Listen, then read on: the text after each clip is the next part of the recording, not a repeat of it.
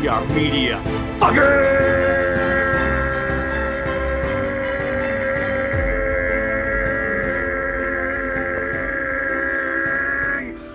Woo! Men online. The menu. Yes, our second course. Yes, is a spoilers movie that- ahead for the menu 2022. It is a movie that is full of itself from being full of itself. Puns intended, because the chef is full of himself. Well, I guess none of these diners are full because... okay, let me just ask you this. What in the fuck was that stuff? So I'm just skipping ahead for a second. We'll circle right back. So the second course, I believe, was supposed to be bread with, what do you call it, like amenities or something? Like they were little drops of bullshit and little like swirls of stuff. Yeah, like sometimes a restaurant will bring you like bread with like cream cheese or hummus or some oil or like jam. Yeah, like what was the it looked So like it was frosting. breadless bread. So basically second that course was a go fuck yourself. Yeah. So I just want to talk for a second about the premiere experience that I had on Wednesday. So my local theater had a special screening for anyone who has the Regal Crown Club. A very exclusive club. Yeah, and you could bring a guest or whatever. But it was available to you. So we went and it was completely full. But the problem was the seats were like booked like in a fucked up way. So some people booked it through the like a Fandango or something. I guess you can put, I don't know how they booked it through Fandango because you would have to put your Regal stuff in. But that's neither here nor there. Fandango account linked to the Regal app? I guess. I'm not sure. Are you exactly sure it how wasn't works. just a booking that like anyone could sign up for and they put it to you in the app as Regal? Like I looked on Fandango. I don't have my Regal linked to Fandango. I looked on it just to see what seats were still empty. Even after I'd bought the tickets, because people were double booked. So I couldn't see what tickets were already taken. So in the Regal app, if you try and go through, if you've already purchased the movie and you're just curious to see how full it is, you can't look at the seats. So I have Fandango because it'll say you already purchased a ticket to the movie. So I have Fandango just to see that. But when I searched it, it said there were no show times for Wednesday. So they must be doing something. There were a bunch of people. We're all standing there looking at each other because they would show me their number. It was kind of like the Barbarian movie where we double booked and we all have the same number. So we just kind of had to scatter. But the best part about this premiere experience, no fucking previews. The movie was supposed to start at 7. It started at 7. It was Weird. glorious. Yeah. I couldn't believe it. So this is a horror comedy thriller. A young couple travels to a remote island to eat at an exclusive restaurant where the chef has prepared a lavish menu with some shocking surprises. And it has a lot more comedy than I thought. But it had comedy in a way where it was like dark humor, which played into the, are we all going to die here tonight? Because all of the humor was based, it was super dark and it didn't like remove you from the tension that the director and the writer were going for. Whether the tension hit you or not, the comedy certainly didn't take from it. It wasn't like, you know what I mean? It wasn't generic comedy that would take you out of it. That maitre d' was so goddamn good. She was possibly my favorite character. The lady who like showed them the tour and was very dry. I don't know. I thought it was like weird. Like I knew something was up like a little late. I think it was when the guy was like, "Do you know who we are?" And then she like adjusted his napkin for him. She's like, "You'll get what you deserve." I'm like, "Oh, this is going somewhere." You'll eat what you desire, or you'll eat less than you desire and more than you deserve. Yeah. And the vast majority of the movie, I would say a good 85% of the movie takes place in one location, just one open hall, which I thought was pretty interesting as well. You mean like the dining room and the kitchen? Yep. So I have a few notes from the beginning of the movie, and the first one really changes when you know the ending. Sure. So at this point, we have to say like you probably need to watch the movie. I would say it was worth a watch, but if you're gonna listen to us, it's gonna ruin it. You need your palate cleansed. Yeah, but then after you watch it, come back and listen to this, of course. Yeah. Let us know what you think. Yeah. So the guy didn't have a date for the big dinner thing, and you think it's like a new relationship, and in a way it is. Brand This new. guy this guy took a hooker to a death dinner. Yep. I don't know why going to the death dinner bothers me less than taking a hooker there, but it does. Who's gonna care about a hooker, right? Please don't smoke. It'll ruin your palate. It will kill your palate. Then my palate will die happy. Maybe I don't know the ways of the hooker, but I feel like if I had a hooker to take out the dinner, I get a lot less fucking lip than that. Right. At one point, she's like, "You don't get to talk to me like that," and he's like, "Well, I fucking paid for everything," and he meant the dinner as well as her services. So yes, he can talk to you how he wants. That's part of the deal. At least I've never actually like purchased a hooker, but I would Dan only assume, steals them. yeah. I have a knapsack with a black and white striped shirt and like the black band that just covers the top of your head with eye holes in it. Hmm. And I just throw the hookers in my knapsack and run off on my tiptoes, you know? So the entire staff lives on the island, and we find out through a series of stupid shit, really. We find out that the entire staff lives there. They only get like 2 Sundays off a month because there's a hilarious reason that we find that out. They're just obsessed with cooking. And I guess if you're paying $1,200 a pop, Okay, when he said 12.5, I assumed he meant 12,500, not 1,200. that would make more sense because all this shit, Yeah, because $1,200 doesn't seem. yeah, because at 12 at $1,200 a seat, that place is making less money than like a Waffle House. Yeah, $1,200 is, with 8 tables is nothing. Like, how do they afford all this shit? Yeah, that makes way more sense because it's only the elite who are there and a prostitute. I didn't understand what the deal with him was. Like, obviously, he's a obsessed weirdo who thinks the food is spoilers to die for. I didn't know why the chef was mad at him enough to come and like make him hang himself and whatnot. Yeah. Did he just not like the fact that the guy was really pleased with himself for being able to taste everything? Or did he just like send a bunch of really weird like fan emails like, yeah, you're gonna fucking die? So Tyler is corresponding with Chef Slowick, and Chef Slowick essentially tells him, if you come to this dinner, you are going to die. And he wants to come anyway. So good on that girl who stood him up, right? Like, she really dodged a bullet there. Yeah, I feel like if she knew that, she really should have tried to call someone. But then how would you call someone like, hey, my boyfriend says that this fancy restaurant is going to be a murder. It's going to be a murder place, and he's like, I don't know, like that seems kind of hard to check. Let me call the Coast Guard. Oh wait, no, the Coast Guard works for them. Or if she just canceled on, like, she didn't know anything about it and just Mhm. canceled on him. Yeah, You know? because he is a fucking psycho. Yeah. There's a lot of themes in here about like the foodie world. Like there's the food critic, there's a sycophantic guy who's like interviewing her. There's like the tech bros or the finance bros who are being douchebags. But it's about three-quarters way through the movie that they throw another cook in there. The assistant to the famous guy and the famous guy who's like Cowboy Sunday actor or whatever. They're not killing them because they're not killing them because they ruined his art.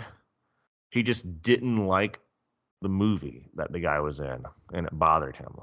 Yeah, he only gets 2 Sundays off a month, and he spent his Sunday to go see John Leguizamo's movie, and that's why he's there. Yeah, so why isn't like I mean, I feel like someone from the Marvel movie should be in there being murdered. Oh yeah. The actor and his assistant kind of take away from the theme that they say is the issue. Like they say that they're mad because you're ruining my art with your pretentious bullshit. That is mostly my pretentious bullshit. Like, but then he kills the woman because she went to Brown and her parents paid for it. what I took that as is she's just there because like he brought a date. It's like, well, you're kind of screwed. Like, sorry about it. You came with this guy. I wanted to kill him. He says, "Where'd you go to school?" She says, "Brown," which makes me wonder, why are you someone's assistant? But anyway, I guess even the humanities at Brown don't get you anywhere. Yeah. And then he says, "Student loans," and she said, "No." He said, "Sorry, you die." He very clearly was saying, like, because you were, I don't know, rich or whatever. Like, I took that a completely different way. how did you take it? I just took it as, oh, you're all set for life. Like, I'm sorry that you got all your shit in order. You're still here. Sorry. Like, if she said yes, my student loans I have $200,000 or whatever the number is, he wouldn't be like, all right, you can go. She let the cock jockey go because she gave him a bit of joy. That's why he let her go. Because he's That's dead what hookers inside. do, right? Yeah, pretty much. What happens throughout the movie is they're displaying each course by course. The eccentric head chef explains the entire thing. It's usually like some bullshit. Like they send a couple of scallops out on a rock with smoking sea salt and just shit that you would never eat. Like you pay 12,000. Do you think you spend $12,500 on food in a year? Like whatever. They display the what the course is after each course, and it really takes a turn when they bring out tacos and give it to each table. The tax guys that you were talking about earlier were making fake transfers and things to tax fraud. Essentially, they laser printed on each taco shell the exact tax information. The old guy was cheating on his wife. They sent a picture of him. The goofy guy was taking pictures of the food. They took pictures of him taking it, and put it on the tacos. It was just blackmail for everybody, and essentially the reason that they're there, except for the guy taking pictures of the food. But there's a couple of snarky entries to the menu, which is when he forces Tyler to to cook in the kitchen. Yeah. It's just the course is called Tyler's Bullshit, and they display everything that he put in there. Yeah, I did find that really satisfying because, oh man, I hated that character so much. Yeah. I wanted to throw him out the window that couldn't be opened. Yeah, I liked him in the beginning until he started getting on Anya Taylor-Joy, when he started, being a real dick. See, I didn't like him from the very beginning. He was like, "Oh, they think they're a foodie, but they're not." Like this guy thinks that he knows food better than like the magazine guy and the woman that and the woman the magazine guy is ball fondling so lovingly. Yeah. I liked that couple because I thought they were funny. I was like, he's like, "Oh yes, it's so esoteric." She's like, "I think a better word is this." Like, "Oh yes, yes, of course." Just the most what was the word? Sycophantic. It was some of the best sycophancy I've seen. Chef's kiss for the sycophancy. Props to John Leguizamo in this movie. He plays a character who pretends to be a huge movie star, but is actually a fake. What impressive range! What a stretch for a character for someone like John Leguizamo to play. We haven't seen range like that since The Rock put on a tutu. We haven't seen John Leguizamo in anything since he played Luigi in the Mario live action. The first half of the movie jumps from conversation to conversation as the weirdness kind of keeps creeping up. It's kind of weird in the beginning with the maitre d' taking people through everything, and she's like, "Oh, we aged the meat for exactly 152 days. 153 days, you'll die a horrible death if you eat it." It's like, okay, this is odd, but it gets. I don't think it works quite like that. No, it doesn't. But I mean, I'm not a microbiologist, but I do have a fridge that I consistently leave food in too long. Yeah. And I'm like, it's probably fine. Maybe it's not. But there's like $5 of food in here. Oh boy. But I'll lose more than that if I lose a day to work because I'm puking. Yeah. Fuck it, I'll eat it. Listen, the people that are throwing away spoiled food, it's probably fine. I've eaten some risky shit and I'm fine. Yeah. But also, like, is it worth it? No, it's not. The next course after the tortillas is the mess, it's called, where the sous chef is brought out in front of everybody. Okay, this part got real personal. This part got really personal. Do you remember that character's name, Dan? No. You don't remember that character's name? I remember it very, very well because there's a whole speech about how he'll never be great. The guy's a loser and very, very unhappy with himself. And his name is Jeremy.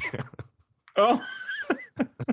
So there's like a 4-minute speech about what a fuck up Jeremy is. Look at this guy working in this restaurant, living on a cot in a hallway, trying to be like the chef. You know, when I first saw the show, I thought it was Liam Neeson for a half a second. Yeah. But no, it's who was that actually? Ralph Fiennes. What's he from? He's in a lot of shit. He was in Red Dragon as the main villain, the prequel to Hannibal, the prequel to Silence of the Lambs. That's what I remember him from most. But he was also in things like The Avengers. Not that Avengers from 2012, the one from like 1996, where it's a British couple folks there. Yeah, I don't think I saw The Avengers. Really? Coming soon. He's in The Kingsman. The most recent Kingsman movie we saw that was like a prequel. He's the main character in that. Oh, okay. Yeah, I like him. Yeah. The Oh, and he's fucking Voldemort. Sorry, he's Voldemort from Harry Potter. Jesus, how did I forget how would that? I recognize that? He has a nose in this. Well, I mean, he still plays a unhinged villain in this one. But yeah, I mean, they had this whole speech about like, oh, Jeremy's never gonna be great, which to be fair, I managed to realize that without, losing my life and shooting myself in the back of the fucking head. Like, listen, 99.8% of people can be pretty mediocre. That you can be deeply mediocre and like be in a big budget movie. It's not that big a deal. But I was like, how do I write a note for this? This is getting real personal. Because here's the thing, Jeremy is not a common movie character name. Nope. Like, you can watch a whole bunch of movies, and yeah, Tom and Will and Dan and Che. You're like, there's probably more people named Battery in movies than Jeremy. Yeah. So when someone comes out, like, there are more anthropomorphic animals named Ray than there are humans named Jeremy in movies. Yep. I'm not exaggerating. That's a true statement. So it really stands out when someone's name, like if someone's named Ganem, it doesn't stand out that much, right? I mean, it does to me only because it obviously hits home. But usually Dan is like a side character whenever Dan's in movies, which I'm fine with. Yeah, but when Jeremy's in a movie, he's a disappointing sous chef who's gonna fucking die. Do you want to be like me, Jeremy? No, chef. So he shoots himself through the mouth in the brainstem. I don't know if that's exactly the correct trajectory you want. But I mean, when you really think about it, like other than Miko or whatever her name was, he had the least painful death because everyone else burned to death. Yes. Which, listen, if you got a list of ways to die, do not choose burning to death. No. One thing that bothered me in all this is everyone's just like fucking sitting there. Yeah. Like the guy like uses a chair to try and break the window. But like no one ever tries to use a chair to like, break a head and get out. Yeah, that's why the ending was so weird. But let me run through these two courses really quick. So Jeremy's scolded, told him he's a disappointment, and then he shoots himself. That's part of the next course. And the following course it's called like something with men. I don't know. But the feminist chef brings everyone out in the yard and they get to try and escape. And she stabs the head chef in the leg. And I totally thought, because she started talking about men and stuff, I thought she stabbed him in the they dick. made it look like she stabbed him in the dick for a bit. Yeah. They did that on purpose. But then it was just in the leg. I'm like, listen, if you're gonna be a dick about it, like at least go for the, the jugular, if you will. We find out that the whole murder-suicide situation was her idea. So the idea that's revealed throughout this movie is that the menu actually includes all the guests. Part of the menu is a dessert, which is a s'mores type situation where everyone's going to burn to death. I actually did enjoy that touch because the ingredients was graham crackers, chocolate, marshmallows, restaurant staff, customers. Yeah. They brought out marshmallow vests for everyone. So, the last thing we need to mention before that is Tyler has to cook for the chef, and he is nervous as all hell. He fucks up, and in Hannibal Lecter style, the chef whispers in his ear to go hang himself in the back room. There's a cool fight scene between Anya Taylor-Joy in a dress, which against the maitre d', and that was pretty much like the only like fighting action that was happening. Yeah, I mean, I don't understand like why the chef decided to screw over the maitre d'. Also, I don't know why she came back to the restaurant. Like, you can call the Coast Guard and not walk back into the murder room. So a lot of this movie I don't quote unquote get. Mm-hmm. Like, why is everyone so happy to die? Like, most of them are pretty young. They could go and just go work at a Walgreens, Yeah. smoke weed on the weekends. Like, if you're unhappy with your life, you should try to change your life. Like, if you're on like a desert island, like surrounded by soldiers with guns, like yeah, go all out. But like you work at a fancy restaurant, just go work at a not fancy restaurant and make French toast or whatever. I don't know. Like okay, the guy gets a moment of happiness for making a cheeseburger. There's a Denny's hiring near you right now. Just go make a cheeseburger there and don't be a murderer person. Okay, you know who enjoys food? Drunk people at 3 a.m. Just go make cheeseburgers at 3 a.m. near a college campus. They're gonna Yeah, love you. or basic ass pizza. Like Yeah, just go. drunk college kids love shitty pizza. Yeah, go make Philly cheesesteaks in Yep. Miami. You're gonna have a great time. Do some cocaine. I don't know. Like, there's a lot to live for, right? Yeah. As a last ditch effort, Anya Taylor Joy requests a simple cheeseburger from Chef Slowick, and they show him making it. It's a basic cheeseburger, but damn, did it look good. Yeah, I was so hungry after this movie. no, I've made cheeseburgers like that before. It was a good cheeseburger. However, how are we doing on time? Okay, we don't have time to argue about the bread. That looked like pre-made bread. That is not. I don't think that would have been in the restaurant. So yeah, Jeremy and I had a text discussion about this yesterday. Let us know what you think in the comments. Was it more strange that he had bread for the cheeseburger, or that he actually had a to-go box? No, he had a Let us. pre-made hamburger bun. That was Yeah. not like that was not artisanal hamburger bun. That was like a hamburger bun out of a package.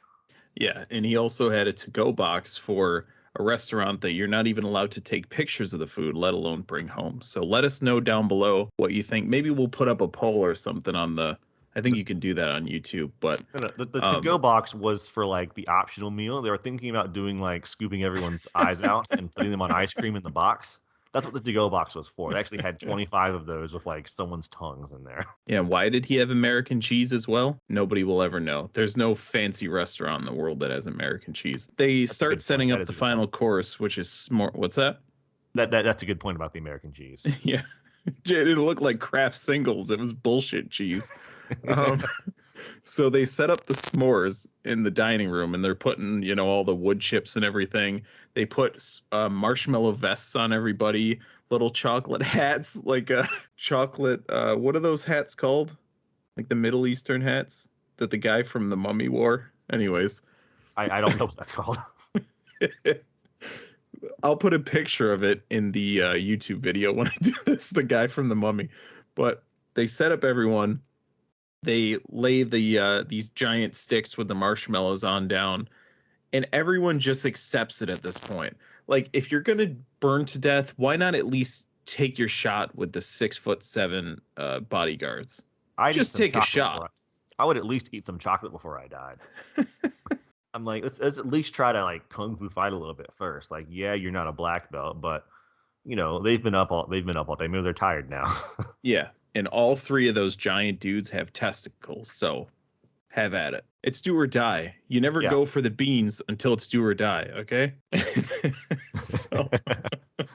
It's nuts or nothing. Yeah. Anya Taylor-Joy is the only one who survives. She escapes on the boat. Well, she actually walks slowly out the door because she had the to-go box and leaves on the boat, and she sits and eats the rest of her cheeseburger while she watches the place burn down. So everybody dies except her, which I'm fine with. Want to give some ratings and wrap it on up? Yeah, I mean, I don't really know what they were going for, but I think they did it. So there's that. Yes, they did. I'm gonna say like 8 out of 10. Nice. So A very confused 8. yeah, I'm there with you, except plus some. So this is my 4th favorite movie of the year, and this movie, looking at my list, there's a lot of good shit on here. But I'm gonna give this a 9.3.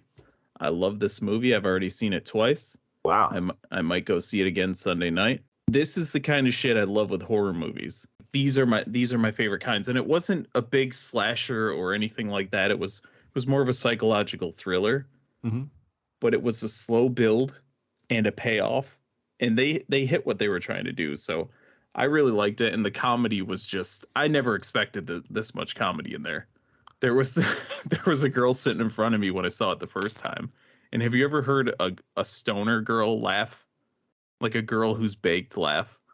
Yeah. Because she was definitely stoned and she had that laugh going the whole time. But everybody was cracking up during the movie, and both times I saw it, it was absolutely packed. Let me get you the numbers and then we'll wrap it on up. Currently, since it's only been out for a day and a half, 4.6 thousand ratings on IMDb for a 7.6 out of 10. That's low, IMDb. Step your shit up. We barely have any numbers here. They only have the numbers on the site for Thursday, which is the opening night, for $1 million, which doesn't even sound right. When I'm editing this, I'll drop in the numbers on the screen. Ooh, look at the numbers. They're doing well, question mark. Wow, what a surprising or unsurprising result. All right. Exactly as I predicted. Just edit me putting the number in there correctly beforehand. Wow, what a great score. All right. Let us know what you think. I hope you went and saw this movie. It's fantastic. Obviously, we both liked it, so we will catch you guys later.